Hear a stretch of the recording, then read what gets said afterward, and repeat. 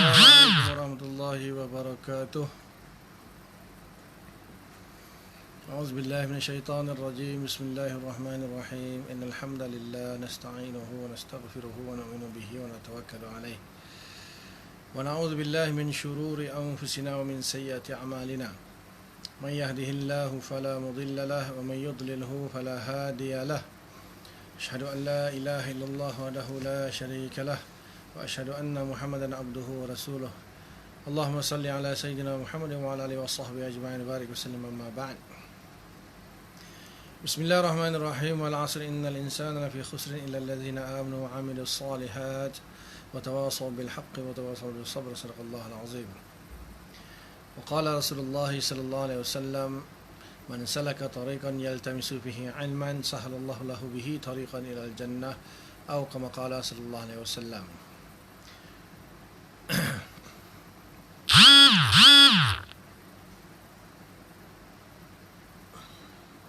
Alhamdulillah, syukur kita kepada Allah Subhanahu Wa Taala kerana masih lagi diberi kesempatan untuk kita laksanakan segala kewajipan kita, juga meluangkan masa untuk kita menyambung pengajian kita. Dan sebelum kita mulakan, sama-sama kita buka dengan bacaan amalan kita Al-Fatihah.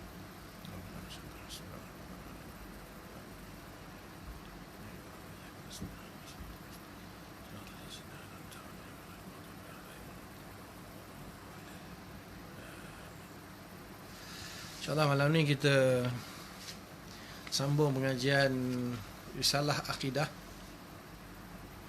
kitab akidah yang kecil yang merupakan asas lah bagi akidah kita Ahlussunnah wal Jamaah. Jadi minggu lepas kita selesai membahas 20 sifat yang wajib dan 20 sifat yang mustahil, yang merupakan lawan bagi sifat yang wajib bagi Allah Ta'ala. Hari ini insyaAllah muka surat 18. Muka surat 18 itu sebelum tajuk dalil-dalil itu, dia ada satu lagi, dia kata adapun perkara yang harus bagi Allah Subhanahu Wa Taala ialah mewujudkan perkara harus atau membinasakannya.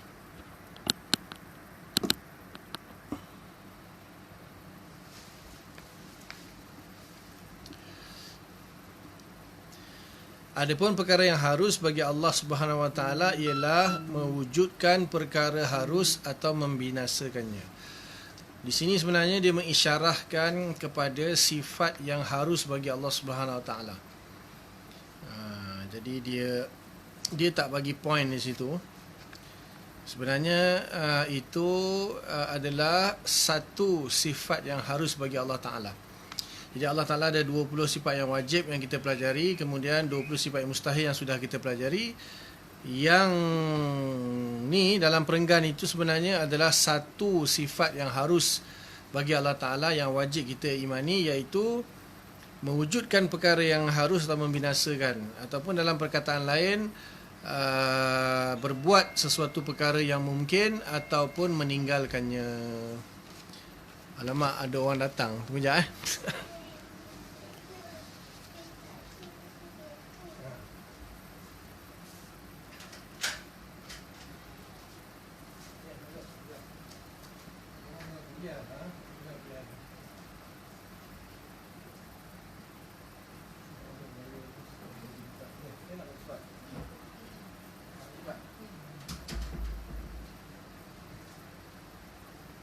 Amin Haji tu nak bidin sekali ya? Siapa? Bushra dengan Minah Haji Abidin ini juga dengan Komisi Ekonomi kan? Aisyah? Pak Ustaz, hari tu diorang kata Minah Haji Abidin tambah lagi RM5. Sebab stok ni kulit keras. Yang kulit tu habis.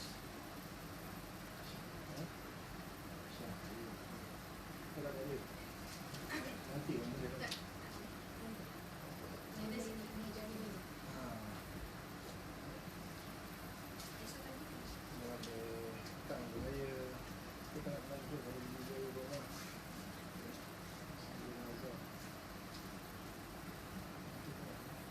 Boleh ambil ke ni?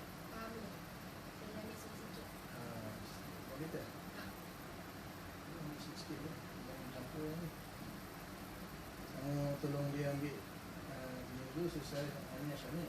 Selesai Syamil dulu, dan masuk Abu Talib, lepas tu ambil yang berapa macam tu. Saya nak sama boleh ni. Tapi Aisyah tak payah lagi kan? Bank in?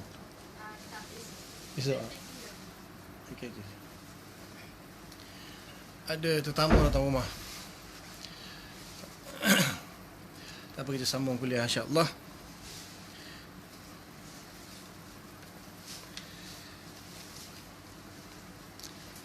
Aisyah.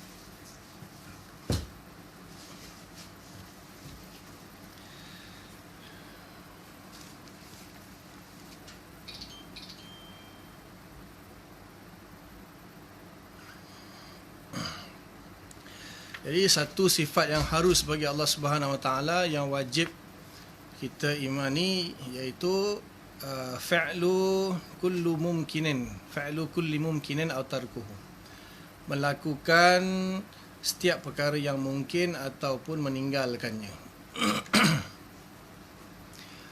Maksudnya harus bagi Allah Ta'ala untuk melakukan sesuatu perkara yang mungkin atau meninggalkan perkara yang mungkin tersebut.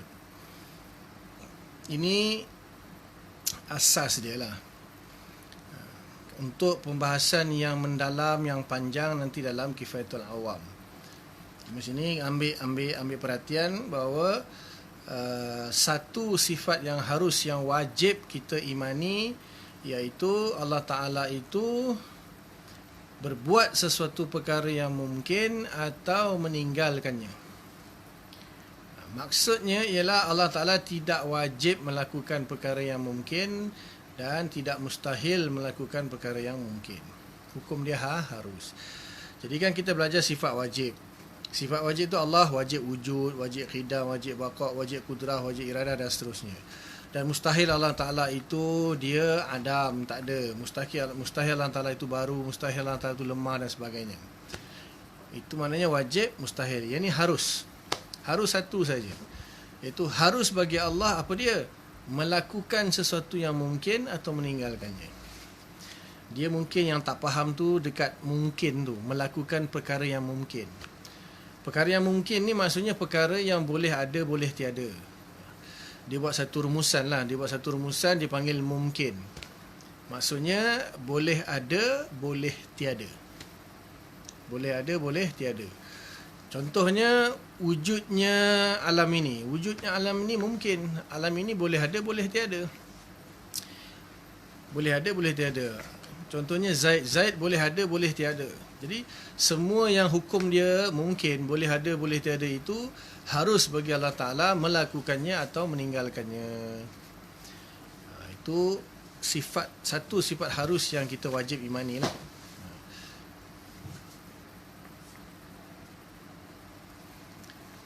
Boleh ya? Tetamu ni datang nak ambil kitab, pelajar. Jadi takut dia ambil kitab lebih kan, saya kena tengok-tengok juga.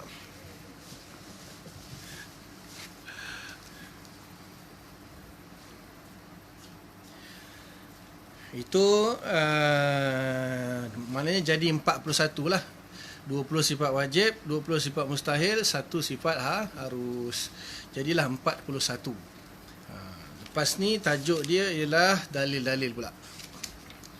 Tajuk dia iaitu dalil-dalil bagi segala sifat yang telah disebutkan, iaitu 20 sifat yang wajib. Jadi dia tak akan nyatakan 20 sifat yang dalil bagi sifat yang mustahil. Dia hanya akan bagi dalil bagi sifat yang wajib. Sebab apa? Automatik. Kalaulah itu merupakan dalil bagi sifat yang wajib, dia juga dalil bagi sifat yang mustahil. Sebab sifat yang mustahil itu lawan bagi sifat yang wajib. Dan dalil-dalil pun tak semualah. Maksudnya bukanlah ada 20 dalil sebenarnya. Sebenarnya dalil ni hanya 2-3 dalil je. Dalil yang sama tetapi dilihat dari perspektif yang berbeza, dari sudut yang berbeza. Jadi sebenarnya senang, tak susah. Jadi sebenarnya senang sahaja, tak susah sebenarnya. Maksud saya dalam 20 sifat tu, kalau sifat maknawiyah kan, Maknanya kita ada 1 sifat nafsiah, 5 sifat salbiah, 7 sifat ma'ani, 7 sifat nafsiah, total jadi 20. Tapi sebenarnya sifat maknawiyah punya dalil sama dengan sifat ma'ani punya dalil. Maka dah kat situ dah 13. Kemudian dalam 13 itu pun nanti ada yang berkongsi dalil. Ada beberapa sifat yang kongsi satu dalil. Jadi tak banyak sebenarnya dalil, 3-4 dalil saja. Itu pun 3-4 tu kembali kepada satu juga, cuma dilihat dari sudut yang berbeza saja, dari perspektif yang berbeza saja. Jadi sebenarnya senang dan mudah saja. Boleh? Dah habis dah? Kau tak ambil lah nak ni sekali. Besok nak datang pukul apa? Kau nak suruh saya datang sana raya?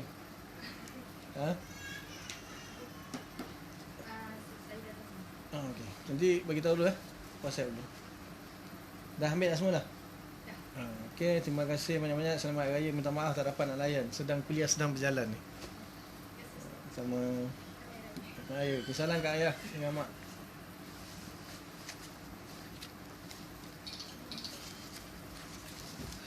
Dah, tamu dah balik dah. Boleh ke?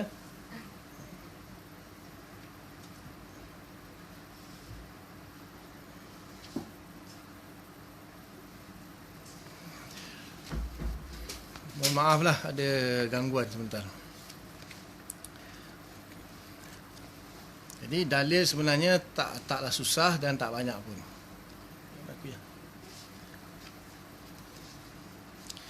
Yang pertama, dalil yang menerangkan tentang kewujudan Allah Subhanahu Wa Taala ialah penciptaan, yakni tidak qadim, alam semesta. Dalil yang menerangkan tentang kewujudan Allah. Maka di sini yang pertama dia nak bagi dalil tentang sifat wujud. Sifat wajib yang pertama bagi Allah Ta'ala, kategori sifat nafsiah, iaitu sifat wujud. Jadi maka dalil bagi sifat wujud Allah Ta'ala ataupun dalil tentang kewujudan Allah Ta'ala, sama je, ialah penciptaan, tidak qadim, alam semesta. Jadi di sini, oleh kerana ini kitab terjemahan, jadi mungkin dia punya perkataan yang dipilih itu kurang tepat sebenarnya. Kalau menurut saya lah, menurut saya sebenarnya dalil wujudnya Tuhan itu ialah wujudnya alam. Dalil wujudnya Tuhan, dalil wujud dia bukan dalil wujudnya Allah. Dia dalil wujudnya Tuhan. Kemudian baru siapakah Tuhan itu, barulah kita pergi kepada Allah. Dan itu dalil dia, dalil Quran hadis. Ini itulah saya tengok kadang-kadang sebahagian kitab tu dia tak berapa, apa istilah dia, tak macam tak ihtimam, ataupun istilah dia tak berhati-hati. Tak berhati-hati dalam memilih perkataan. Jadi sebenarnya dalil bagi kewujudan Tuhan itu ialah wujudnya alam ini. Kemudian nanti siapakah Tuhan itu, dalil dia bukan akal. Siapakah Tuhan itu, dalil Quran. Akal tak boleh tiba-tiba saja muncul, terlintas dalam akal, terlintas dalam hati, oh Tuhan itu ialah Allah. Tak boleh. Cuma akal boleh kata wujud Tuhan, pastilah wujud yang menciptakan alam ini. Dan yang menciptakan alam ni mesti Tuhan. Maknanya kita boleh pergi jawab, kita boleh pecah lagi. Maknanya wujudnya alam ini menunjukkan wujudnya pencipta alam ini. Pencipta alam ni mesti Tuhan. Dan Tuhan itu siapa dia? Itu Quran yang akan bagi tahu. Quran lah yang akan bagi tahu, Nabi yang akan bagi tahu, Rasul yang akan bagi tahu. Jadi di sini kurang tepat lah, tapi kita jadikan sebagai panduan sajalah. Sebenarnya dalil yang menunjukkan kewujudan Tuhan itu ialah wujudnya alam ini. Maksud alam ialah selain Tuhan. Yang dimaksudkan dengan alam itu ialah selain Tuhan. Yang dimaksudkan dengan alam selain Tuhan. Jadi wujudnya selain siapa dia? Kita, langit, bumi, kita, pokok-pokok dan sebagainya, semua itu selain Tuhan. Itu dipanggil alam. Jadi wujudnya alam ini, wujudnya saya, wujudnya tuan-tuan, wujudnya bumi, wujudnya rumah dan sebagainya, itu menunjukkan wujudnya penciptanya, pencipta alam itu. Dan pencipta alam itu mestilah Tuhan. Dan Tuhan itu siapa? Maka Quran lah yang akan beritahu, Rasul lah yang akan beritahu siapakah Tuhan itu. Ini dalil umum lah, dipanggil dalil ijmali. Contohnya yang selalu saya bagi contohkan, wujudnya tai kucing menunjukkan wujudnya kucing yang berak. Maknanya ada kucing yang berak di situ. Bila ada kucing yang berak, maksudnya ada kucing lah, kucing tu wujud. Macam-macam contoh lain lah. Wujudnya handphone menunjukkan wujudnya pencipta handphone, pembuat handphone. Jadi semua benda mesti diwujudkan. Tak mungkin dia jadi dengan sendirinya. Itu pembahasan yang kita akan bahas secara mendalam lah di dalam Kifayatul Awam. Di sini saya nak betulkan dia punya teks dia ni tak tepat dia bagi tahu tu. Mudah aja, dalil yang menunjukkan kewujudan Tuhan ataupun Tuhan itu wujud ialah wujudnya alam ini. Apakah itu alam? Alam itu ialah selain Tuhan. Okay. Dari sudut mana? Barulah masuk kepada dalam lagi kalau pembahasan yang lebih mendalam lah.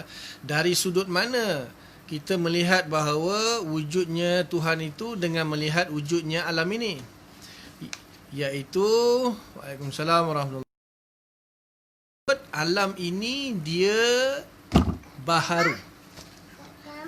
Abah ada kuliah, jangan kacau. Abah kuliah. Abah ada kuliah, Abah ada kuliah. Kakak, abang dah kuliah. Masya-Allah, masya-Allah. Jadi alam ini sebagai dalil wujudnya alam ini sebagai dalil wujudnya pencipta alam itu iaitu Tuhan. Dari sudut mana? Dari sudut mana dilihat wujudnya alam ini, wujudnya penciptanya, iaitu dari segi baharunya alam ini ataupun hudusnya alam ini. Bahasa Arab dipanggil hudus lah. Hudusnya alam ini. Apa maksud hudus? Hudus tu ialah wujud ba'dal adam. Wujud ba'dal adam. Dia ada setelah tiada. Kemudian satu lagi, tajaddud ba'dal adam. Berubah-rubah. Dia berubah-rubah daripada tiada kepada ada. Daripada ada kepada tiada, tiada kepada ada kepada tiada, tiada kepada ada. Berubah-rubah. Itu sudut dia, sudut perspektif dia, atau dipanggil wajhud dalalah. Dalam istilah bahasa Arab dipanggil wajhud dalalah. Jadi dalil wujudnya Tuhan ialah wujudnya alam ini. Maksudnya wujudnya pencipta bagi alam ini. Dari sudut mana? Dari sudut hudusnya alam ini. Terjadinya alam itu daripada tiada kepada ada dan berubah-ubahnya alam ini. Alam ini berubah-ubah, jelas. Macam mana kita tahu alam ni berubah-ubah? Ialah kita sendiri tengoklah. Siang malam, siang malam, siang malam. Manusia tiada lahir, bayi, kanak-kanak, dewasa, remaja, dewasa, tua meninggal dunia. Kan? Dulu tak ada PKP, sekarang ada PKP. Sebelum ni Ramadan, raya, puasa, lepas tu raya, sekarang dah habis dah raya. Berubah-ubah. Jadi semua perubahan itu menunjukkan ada yang merubahnya, iaitu Tuhan. Sekiranya alam semesta ini tidak mempunyai pencipta, maksudnya sekiranya alam semesta ini tidak mempunyai pencipta ataupun tidak diciptakanlah, bahkan terjadi dengan sendirinya, sekiranya alam ini tak diciptakan ataupun terjadi ataupun wujud dengan sendirinya, maka pasti akan berat sebelah salah satu daripada dua perkara yang bersamaan tanpa sebab. Ini memang orang tak faham, kalau baca seorang-seorang pun tak faham. Maka pasti akan berat sebelah salah satu daripada dua perkara yang bersamaan tanpa sebab. Dalam kurungan at-tarjih bidunil murajjah. Keadaan ini mustahil pada akal fikiran manusia. Faham? Saya mula-mula dengar pun tak faham masa belajar dulu pondok. Apa ni? Sebenarnya dia nak huraikan sesuatu itu wujud dengan sendirinya itu mustahil. Dia punya jalan nak pergi ke situ tu panjang sebenarnya. Dalam Kifayatul Awam tu, sebab tu ada kitab yang ringkas, ada kitab yang panjang sikit, dan ada yang panjang gila pun ada. Jadi maksud dia di sini yang dia cuba nak sampaikan, dia kata berat sebelah daripada dua perkara yang bersamaan tanpa sebab tu, sebenarnya dia nak beritahu macam ni. Alam ini, alam semesta inilah semua sekali lah. Hukum dia adalah imkan. Hukum dia adalah imkan ataupun kita kata mungkin. Alam ini bersifat mungkin. Okay, itu poin yang pertama. Alam ini, alam maknanya selain Allah lah. Semua yang selain Allah ni, alam langit dan bumi termasuk segala isinya, ini dipanggil alam. Alam ini ialah bersifat mungkin. Apa maksud alam itu bersifat mungkin? Maksud alam itu bersifat mungkin iaitu alam ini boleh wujud, boleh tiada. Boleh ada, boleh tiada. Kat situ faham Alam ini bersifat mungkin. Bersifat imkan ataupun dipanggil mungkin lah, bersifat mungkin. Apa itu mungkin? Boleh ada, boleh tiada. Jadi di situ pada bolehnya adalah sama. Boleh ada, boleh tiada. Sama pada bolehnya. Sama pada bolehnya. Boleh ada dan boleh tiada. Sama. Sama. Okay, sekarang ni kita bagi contoh, ambil satu neraca timbangan. Dacing kan? Tahu dacing kan? Dacing. Bukan yang warna biru tu. Tapi biasa tengok lah kan, warna biru dacing, putih biru tu. Dia ada sebelah ni dacing, sebelah ni dacing. Kan? Biasa tengok kan dacing warna biru putih tu. Jadi dacing tu dia mesti sama. Betul? Piring A dan piring B mesti sama. Dia kosong kan, dua-dua kosong. Okey. Maka kita kata ini piring A boleh ada, piring B boleh tiada.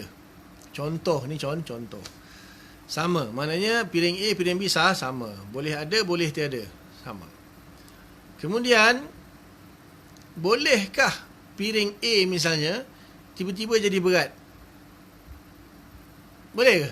Tanpa meletakkan sesuatu pemberat di atasnya. Boleh? Mustahil, tak boleh. Kalau kita letakkan pemberat di dacing A, dia akan jadi berat. Kalau kita letakkan pemberat dacing B, B yang akan jadi berat. Tapi kalau kita tak letak apa-apa, dia akan macam tu lah sampai bila-bila pun. Dia akan sama sampai bila-bila. Mustahil dia tanpa meletakkan apa-apa, tiba-tiba dia berat. Ini tak kira angin tolak ke angin tiup ke, itu bukan. Ini nak bagi contoh. Maknanya sama-sama. Kan? Maknanya dia hanya akan memberati. Kalau yang ni akan diletakkan pemberat, dia akan jadi berat. Kalau letakkan pemberat belah sini, dia akan jadi berat. Tapi kalau tak letak apa-apa, dia akan macam tu sampai bila-bila. Itu maksudnya. Berat sebelah tanpa ada yang memberatkan. Tanpa diletakkan pemberat, dia jadi berat sebelah. Maksudnya dia nak bagi tahu benda yang sama-sama, mana boleh tiba-tiba dia lebih berat daripada yang ni ataupun yang ni tanpa ada sesuatu yang diletakkan. Maknanya alam ini boleh ada, boleh tiada. Dan asalnya kita tahu alam ini tiada. Macam mana dia boleh ada dengan sendirinya? Dia nak bagi contoh lah, macam mana dia boleh berat dengan sendirinya tanpa ada seseorang yang meletakkan pemberat. Jadi alam ini macam mana boleh wujud kalau tidak ada sesuatu yang mewujudkannya? Mustahil alam ini akan wujud kalau tidak ada yang mewujudkannya.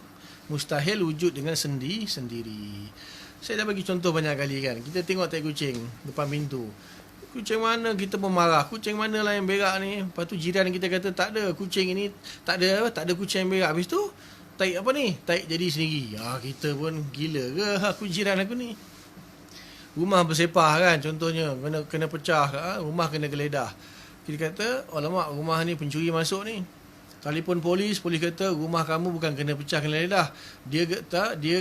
Dia tergeledah dengan sendirinya, berterabur dengan sendirinya. Tunggu je, sekejap lagi dia akan tersusun dengan sendirinya. Kita kata polis ni dah gila ke apa ni? Mustahil sesuatu tu bersepah dengan sendirinya, tiba-tiba tersusun dengan sendirinya. Mustahil. Pasti ada yang menyepahkannya, pasti ada yang menyusunnya. Tak mungkin bersepah dengan sendirinya, tak mungkin.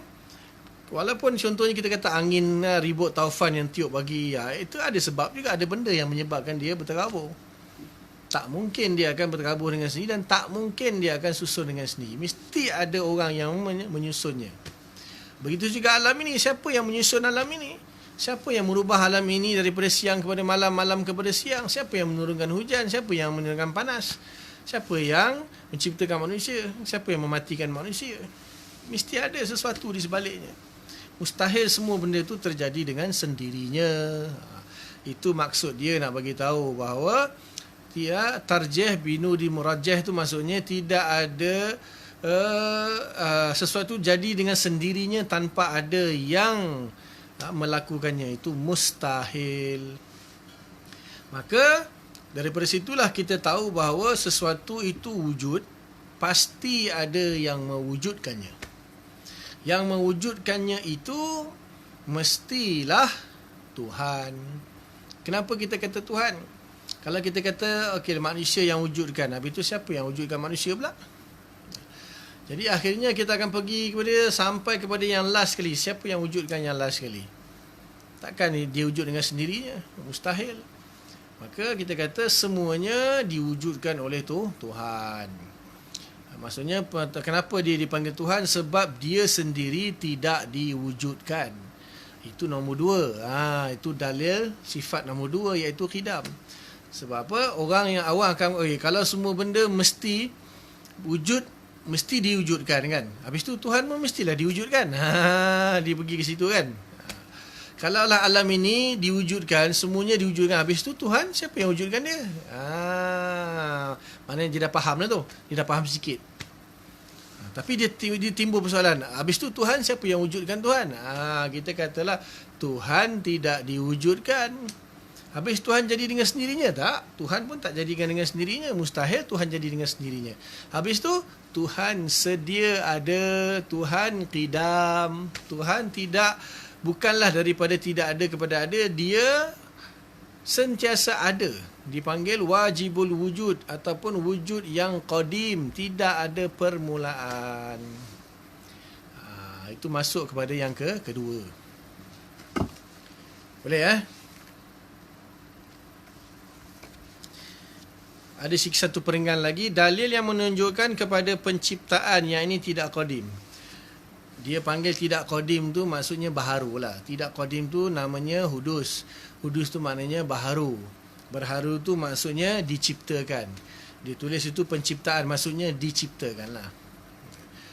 Dalil yang menunjukkan kepada penciptaan alam semesta ataupun dalil yang menunjukkan alam semesta ni dia dicipta, ialah kemestian wujudnya alam bersifat dengan sifat-sifat yang baharu, iaitu hudus ataupun tidak qadim, seperti pergerakan, tidak bergerak dan lain-lain. Berubah-ubah lah. Sifat alam ini berubah-ubah. Sesuatu yang berubah-ubah pasti ada yang merubahnya. Sama ada berubah daripada tiada kepada ada ke, daripada siang kepada malam, malam kepada siang ke, dan sebagainya. Itu namanya baharu, berubah-ubah. Pasti ada yang merubahnya. Jadi maksudnya apa dalil alam ini baharu? Iaitu kita melihat sendiri. Kita sendiri melihat alam ini berubah-ubah. Termasuk diri kita sendiri berubah-ubah. Maka itu menunjukkan kita ini baharu, alam ini pun baharu. Setiap yang baharu pasti ada yang membaharukannya, yang merubahnya, yang menciptanya, iaitu pencipta yang dia sendiri tidak berubah, dia tidak diciptakan. Dia qadim, iaitu Tuhan. Dalil yang menunjukkan kepada penciptaan sifat-sifat yang ada pada alam semesta ialah perubahannya yang dapat dilihat dengan panca indera manusia. Dalil yang menunjukkan kepada penciptaan sifat-sifat yang ada pada alam semesta ialah perubahannya yang dapat dilihat dengan panca indera manusia. Maknanya kita sendiri melihat perubahan alam ini. Selesai. Maknanya kita melihat alam ini berubah-ubah. Dan kita sendiri termasuk alam lah. Kita pun berubah-ubah. Kita melihat alam ini berubah-ubah. Setiap yang berubah-ubah itu pastilah baharu.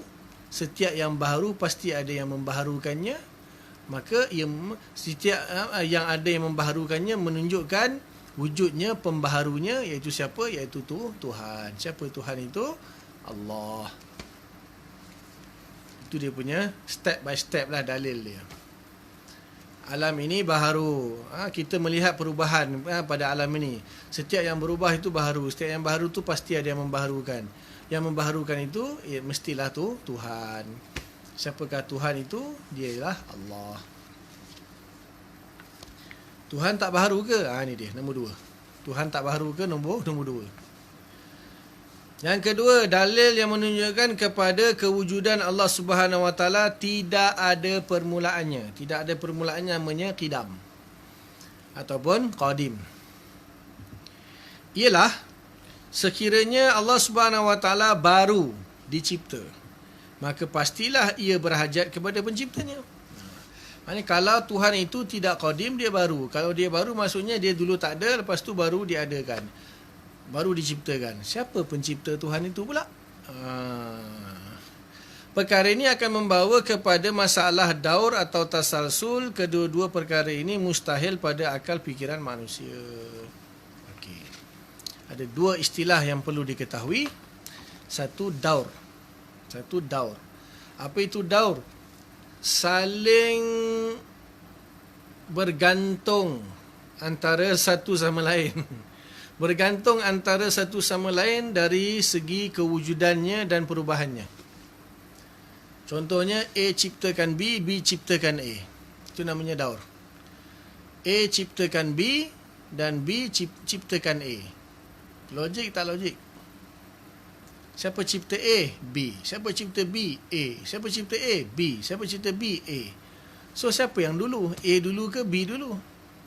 Kalau kita kata A dulu, tadi kata A diciptakan oleh B. Kalau B nak menciptakan A, B mesti kena ada dulu, baru dia boleh ciptakan A. Lepas tu bila ditanya B siapa cipta, kita A yang ciptakan B. Jadi kalau A yang ciptakan B, mestilah A dulu. Bila A tak ada lagi, macam mana A ciptakan B? B tak ada lagi, macam mana B ciptakan A? Itu namanya daur. Namanya daur. Daur itu mustahil. Yang kedua, tasalsul. Tasalsul bukan tersasul. Tersasul lain. Ini tasalsul. Apa itu tasalsul? Rantaian yang tidak ada penghujungnya, tidak ada penghabisan. Istilah sains dipanggil infinity. Maknanya Tuhan ni diciptakan oleh Tuhan ni. Tuhan tu diciptakan oleh Tuhan lain pula. Tuhan lain diciptakan Tuhan lain. Tak ada penghujungnya. Mustahil. Akhirnya, sebab apa? Kita tak tahu apa itu siapa yang mula-mula sekali. Tak tahu, tak dapat diketahui. Semua diciptakan. Sampai bila? Sampai tak ada penghujung. Mustahil. Namanya tasalsul, bukan tersasul. Boleh Jadi daur dan tasalsul itu mustahil pada fikiran manusia. Maka kalaulah Tuhan itu tidak qadim, dia baharu. Kalau dia baharu, dia diciptakan. Kalau dia diciptakan, siapa pula yang menciptakan dia? Kemudian yang menciptakan dia itu siapa pula yang menciptakannya? Yang menciptakannya itu siapa pula yang menciptakannya? Yang sebenarnya itu siapa pula menciptakannya? Akhirnya jadi tasalsul, mustahil. Apabila Tuhan itu tidak boleh diciptakan, maka wajiblah Tuhan itu sedia ada ataupun qidam, iaitu tidak kewujudannya tidak ada permulaan. Dalilnya apa? Dalilnya itulah kalaulah Tuhan itu ada permulaan, akan jadi daur atau tasalsul. Dan kedua-duanya mustahil. Kalau daur dan tasalsul mustahil, maka Tuhan itu dia qadim. Maka dalil bagi Tuhan itu qadim ialah ataupun qidam sama je. Qidam itu sifat, qadim itu zat plus sifat. Dalil Tuhan itu bersifat qidam ialah dia tidak boleh bersifat baharu. Kalau Tuhan bersifat baharu, mustahil. Akan jadi daur dan tasalsul. Mustahil. Maka sabitlah Tuhan tu mestilah bersifat qadim ataupun qidam. Yang ketiga, dalil yang menunjukkan kepada kewujudan Allah Subhanahu Wa Taala. Tidak ada pengakhirannya ataupun namanya baqa. Dalil bagi Tuhan Allah iaitu Allah Taala bersifat dengan sifat baqa. Tidak ada pengakhiran. Ialah sekiranya Allah Subhanahu Wa Taala binasa. Maksudnya ada pengakhiran lah. Maksud binasa itu ada pengakhiran. Sekiranya Allah Ta'ala binasa ataupun ada pengakhiran, maka ternafi daripadanya sifat qidam. Maknanya kalau Allah, mudahnya lah, kalau Allah tak baqa, maka dia juga tidak qidam. Kalau dia tak baqa, dia juga tidak qidam. Ini kerana kewujudannya tak kala itu hanyalah harus sahaja, tidaklah wajib seperti yang telah dibincangkan. Kalau Allah tak baqa, dia tak qidam. Bila dia tak qidam, dia bukan wajibul wujud. Maksudnya, kalau Allah Ta'ala itu wajibul wujud, maka dia mesti qidam. Kalau dia qidam, dia mesti baqa. Jadi, apakah dalil Allah Ta'ala itu bersifat baqa? Kerana dia bersifat qidam. Kerana dia wajibul wujud. Kalaulah dia tak baqa, tak kekal, maka dia tidak akan, sebab yang qidam tidak akan binasa. Siapa yang bersifat qadim atau qidam tak akan binasa, akan sentiasa ada. Maka kalaulah Tuhan itu tidak baqa, tidak kekal dan ada pengakhirannya, maka dia juga tidak dikatakan qidam. Macam mana kita tadi dah sabitkanlah, kita dah sepakat bahawa Tuhan mesti qadim, mesti qidam. Tiba-tiba dia tak baqa. Maknanya menafikan qadimnya. Kalau tak baqa, mustahil. Kalau dah kata Tuhan itu qidam, mesti baqa. Yang qidam mesti baqa. Maka itulah dalil Allah Ta'ala bersifat baqa kerana dia tak mungkin baharu. Jadi kita kata dalil qidam dan dalil baqa sama. Dalil qidam dan dalil baqa sama. Kalau dia tak qidam dan baqa, dia baru. Atau tak baqa saja, qidam saja pun tak boleh baharu. Ataupun dia tak qidam tapi baqa pun baharu, tak boleh. Kalau yang qadim mesti dia qidam dan mesti baqa.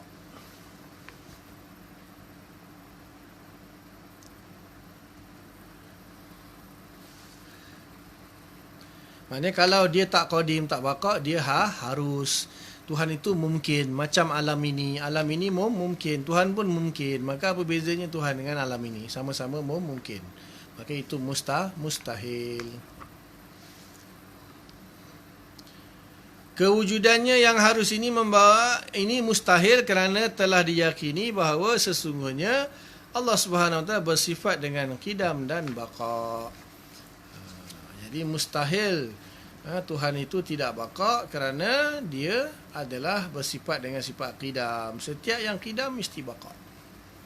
Sebenarnya bila kita katalah, kalau orang yang belajar dia akan faham. Bila sesuatu itu kewujudannya dihukumi dengan wajib, iaitu wajibul wujud, maka automatik dia qidam, automatik dia baqa. Tapi oleh kerana istilah-istilah ini ramai orang awam yang tak faham. Bila sebut wajibul wujud, dia pun tak tahu apa benda wajibul wujud itu. Jadi kalau dari segi istilah, kalau wajibul wujud, bukan wajibul gunnah. Wajibul gunnah itu tajwid. Itu lain. Wajib dengung. Ini wajibul wujud, bukan wajibul gunnah. Dia wajibul wujud. Wujud dia wajib. Apa maksud wujud dia wajib? Mesti qadim, mesti baqa. Mesti qidam, mesti baqa. Maka sebenarnya tak perlu pun kita kata Allah tu qidam, Allah tu baqa, sebab bila kita kata Allah tu wajibul wujud, automatik dia qidam, automatik dia baqa.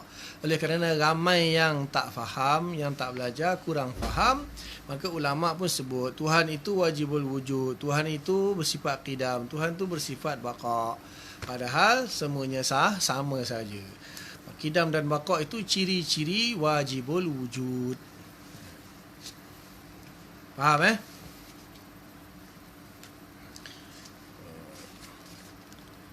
Yang keempat ni panjang.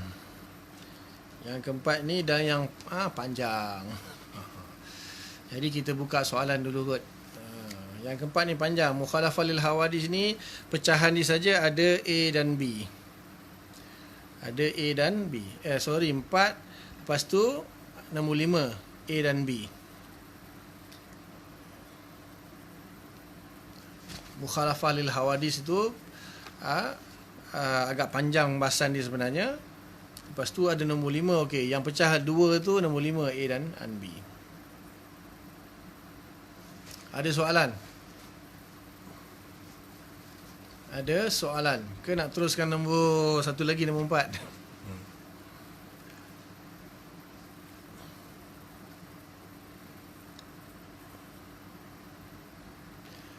Doa-doa lah PKPB ni selesai, boleh kita kuliah bertentang mata insya-Allah. Kata-katanya ada ura-ura dah dibolehkan semayang berjemaah ni. Teruskan okey. Yang keempat, dalil yang menyatakan bahawa Allah Subhanahu Wa Taala tidak menyerupai makhluknya, ataupun istilah dia mukhalafah lil hawadis. Istilah dia mukhalafatuhu ta'ala lil hawadis. Maksudnya tidak menyerupai makhluknya.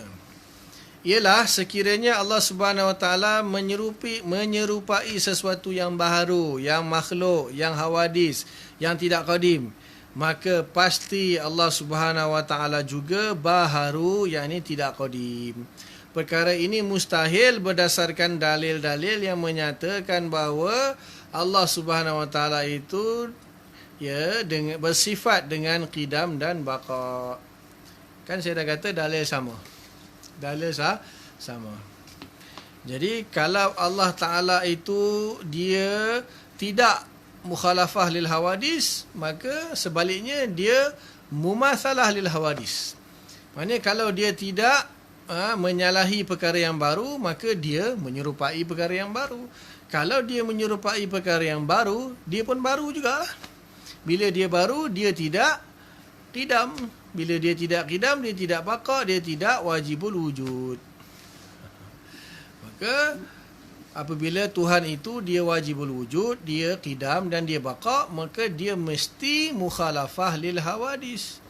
Maknanya kalaulah dia tak mukhalafah lil hawadis, kalaulah dia tak menyalahi makhluk, maka dia menyerupai makhluk. Kalau dia menyerupai makhluk ataupun dipanggil perkara barulah. Dia hawadis tu perkara baru, makhluk termasuklah dalam perkara baru. Maka kalaulah dia menyerupai perkara yang baru, maka dia pun baru. Tuhan pun baru. Mustahil Tuhan baru, sebab apa? Kita dah bahas Tuhan itu qadim, Tuhan itu baqa, Tuhan bersifat qidam, Tuhan bersifat baqa. Maka yang bersifat qidam dan baqa tak mungkin dia menyerupai perkara yang baru. Mestilah menyalahi perkara yang baharu. Jadi dalil ni sebenarnya mudah je. Dalil ni simple. Apa dalil mukhalafah lil hawadis? Dalil dia, kalau tak mukhalafah lil hawadis, maka dia menyerupai perkara yang baru. Dia akan jadi mumasalah bagi perkara yang baru. Mumasalah itu menyerupai lah. Kalau tak menyalahi, maka dia menyerupai.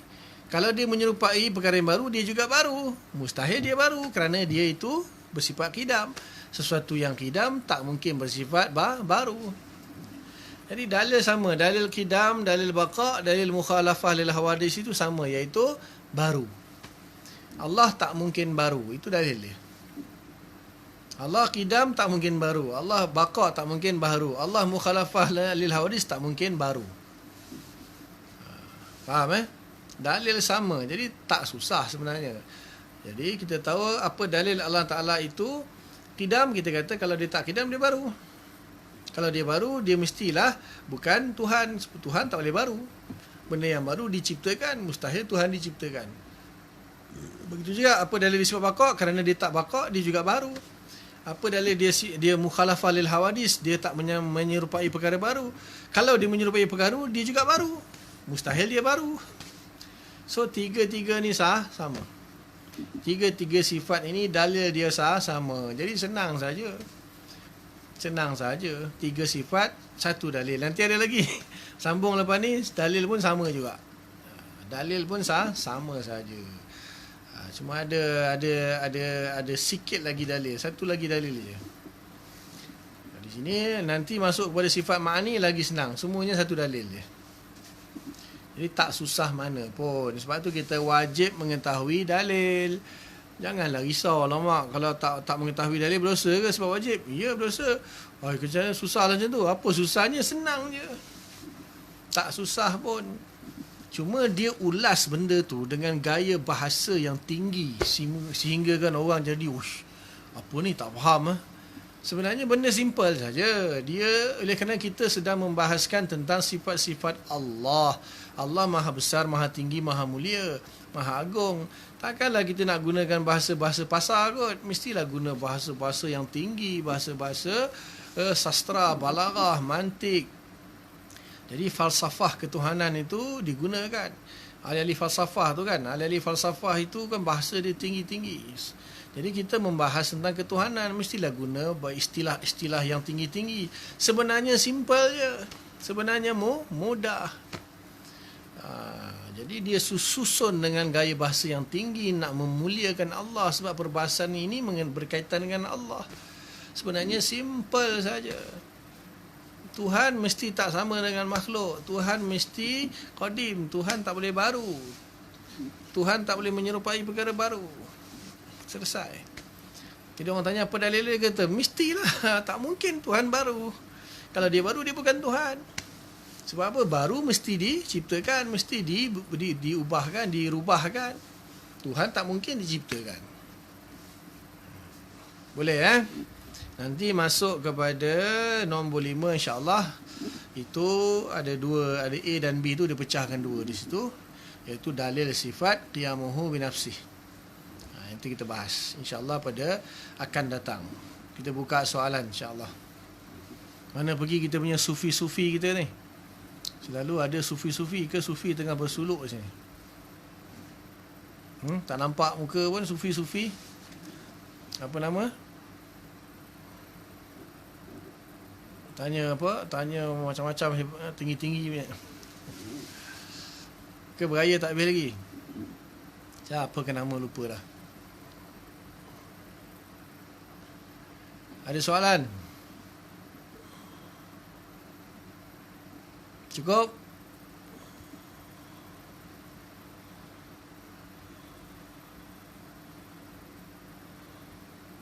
Macam mana? Cukup? Zainul. Mana pergi tak tahulah. Kuliah aja hilang. Mungkin sedang berzikir kot.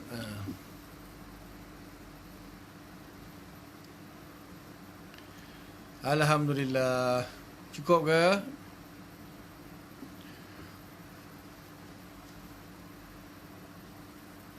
Okey. Setakat itu dulu. Doa-doa lah supaya kita dapat bertemu semula. Asyik kuliah online je. Dah naik bosan dah kuliah online kan. Tengok muka sendiri je kat dalam kamera.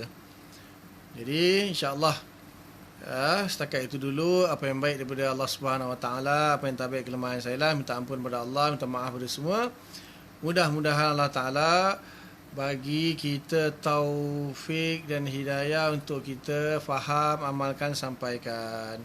Dan kita tangguh dulu dengan tasbih kifarah. Subhanallah bihamdika nasyhadu an la ilaha illa anta nastaghfiruka wa natubu ilaik. Subhana rabbika rabbil izzati amma yasifun wa salamun alal mursalin walhamdulillahi rabbil alamin. Assalamualaikum warahmatullahi wabarakatuh. Sama-sama.